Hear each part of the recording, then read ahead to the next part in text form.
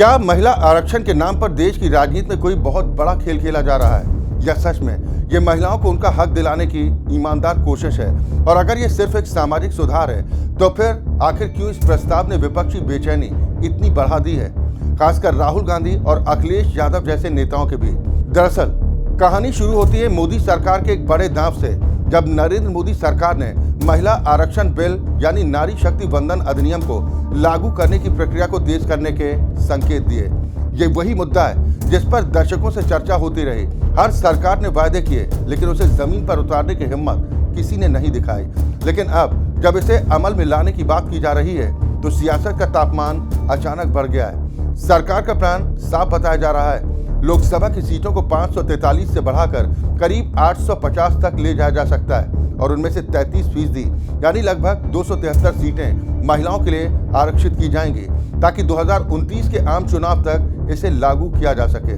पहली नजर में देखें तो ये फैसला महिलाओं के राजनीतिक सशक्तिकरण की दिशा में एक ऐतिहासिक कदम लगता है और यही वजह है कि कई बड़े नाम इसके समर्थन में भी सामने आए।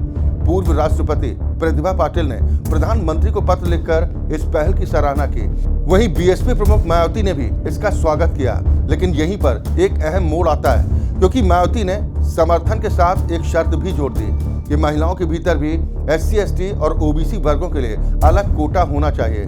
यानी कहानी अब सिर्फ महिला आरक्षण तक सीमित नहीं रही बल्कि आरक्षण के अंदर आरक्षण तक पहुंच गई है। और यहीं से विपक्षी एंट्री होती है जो इस बिल का सीधा विरोध तो नहीं कर रहा लेकिन लगातार सवाल खड़े कर रहा है। सबसे पहला सवाल, बिना जनगणना, बिना परिसीमन और बिना किसी स्पष्ट फॉर्मूले के इतना बड़ा फैसला आखिर कैसे लिया जा सकता है? अखिलेश यादव ने तो इसे लेकर सीधा हमला बोल दिया। उन्होंने पूछा कि क्या कोई वैज्ञानिक स्टडी हुई या सरकार व्हाट्सएप के आधार पर फैसले ले रही है? वही राहुल गांधी और अन्य विपक्षी नेता भी लगातार कोटा के अंदर कोटा की मांग दोहरा रहे हैं। उनका कहना है कि अगर OBC, SC और ST महिलाओं के लिए अलग हिस्सेदारी तय नहीं की गई तो आरक्षण का असली फायदा सीमित वर्ग तक सिमट कर रह जाएगा। लेकिन इन सभी सवालों के बीच एक और बड़ा मुद्दा है जो खुलकर कम बोला जा रहा है लेकिन असली चिंता वहीं पर छिपी है और वो है लोकसभा सीटों का नया गणित। अगर सीटों का बंटवारा जनसंख्या के आधार पर किया गया तो उत्तर भारत की सीटें तेजी के साथ बढ़ सकती हैं जबकि दक्षिण भारत की सीटों में गिरावट आ सकती है।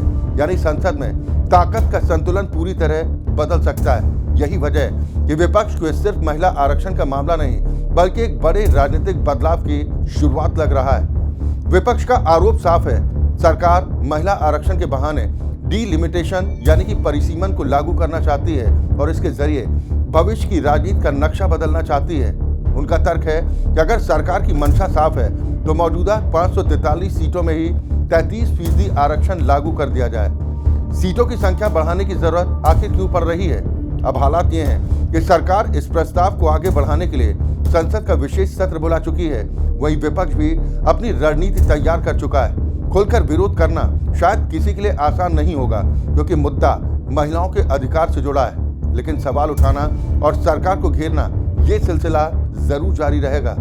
तो अब सवाल सिर्फ इतना नहीं है कि महिला आरक्षण लागू होगा या फिर नहीं, सवाल ये है ये कैसे लागू होगा और इसके पीछे असली मकसद क्या है। क्योंकि तस्वीर के ऊपर जो दिख रहा है वो महिला सशक्तिकरण है लेकिन तस्वीर के पीछे जो छिपा है वो 2029 की राजनीति का पूरा ब्लूप्रिंट भी हो सकता है। और शायद यही वजह है कि डर महिला आरक्षण से नहीं, डर है उसके असर से जो आने वाले चुनाव में पूरी सियासत को बदल सकता है। बाकी आप खुद समझदार हैं, आपको क्या लगता है? कमेंट कर हमें जरूर बताएं। नमस्कार।